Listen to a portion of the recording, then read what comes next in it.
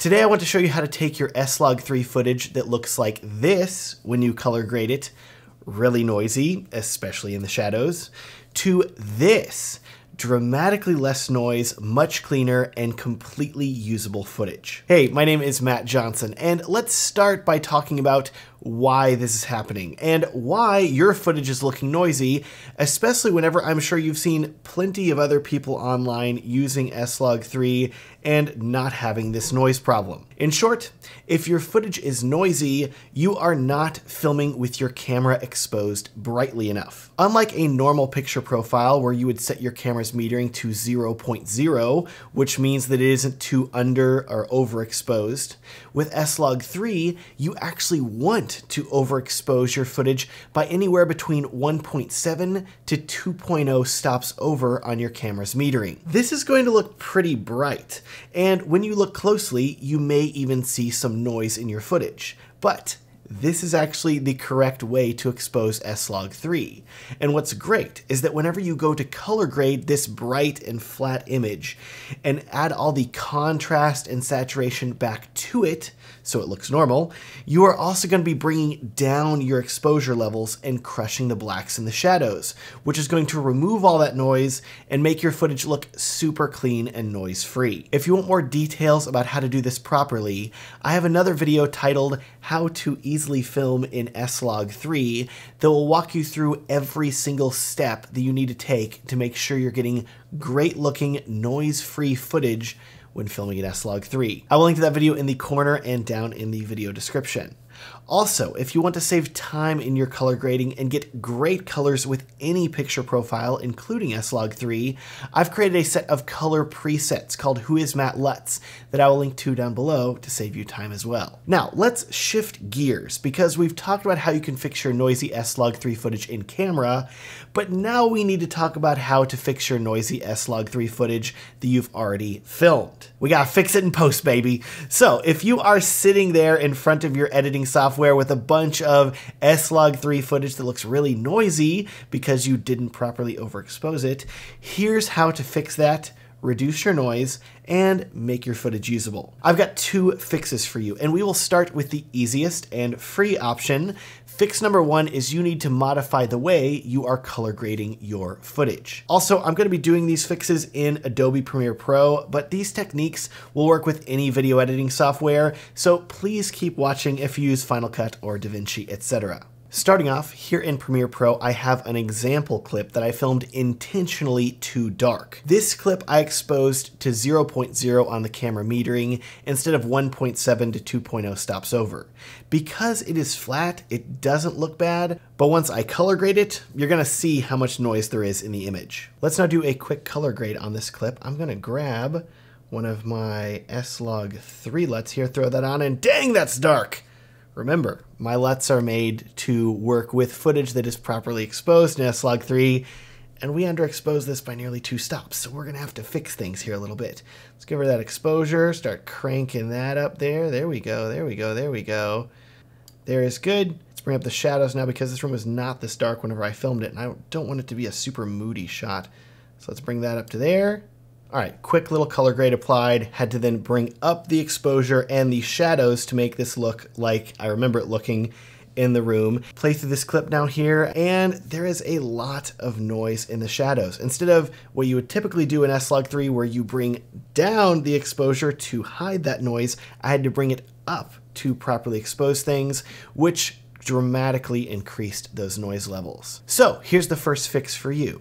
If you are dealing with this where you had to bring up your exposure levels, you are going to need to modify how you have colored this image, and you're going to need to tweak the exposure. Specifically, you're going to want to bring up your highlights and midtones more while bringing your shadows down, because there's usually significantly less noise in the highlights and midtones because these are the brighter parts of the image, and noise typically likes to hide in the shadows. So let's start tweaking this image and fixing it. First, I'm going to bring the shadows back down to nothing by double clicking, and let's go over to the curves. Yes, our good old curves tool here, and let's click here in the middle, click here on the bottom, Click at the top at all these connecting points here. So this point is going to affect my highlights. This point is going to affect my midtones. This point is going to affect my shadows.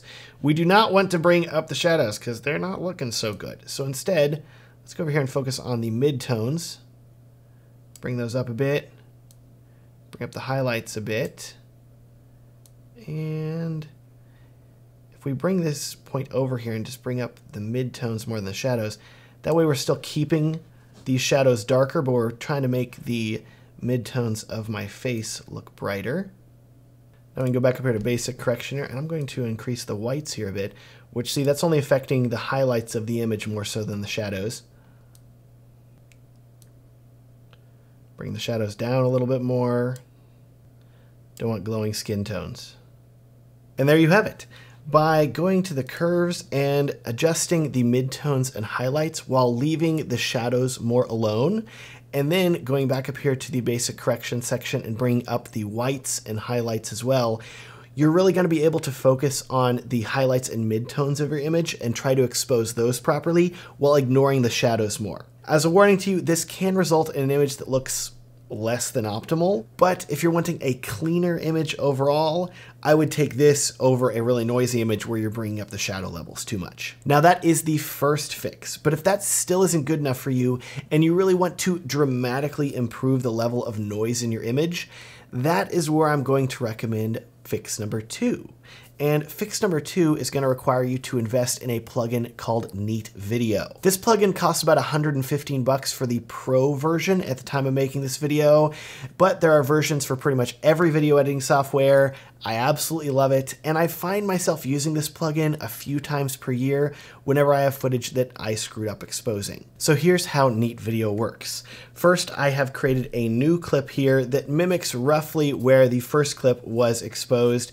And as you can see, this clip has a ton of noise in the shadows that we're definitely going to want to try to fix. First thing I'm going to do is select the clip, then I'm going to go up to Effects, search for Neat Video, and then here I'm going to select Reduce Noise, drag it down to the clip, then go up to Effect Controls, first click Prepare, then you're going to want to click Build, and Neat Video will then analyze all of the frames of your clip and open.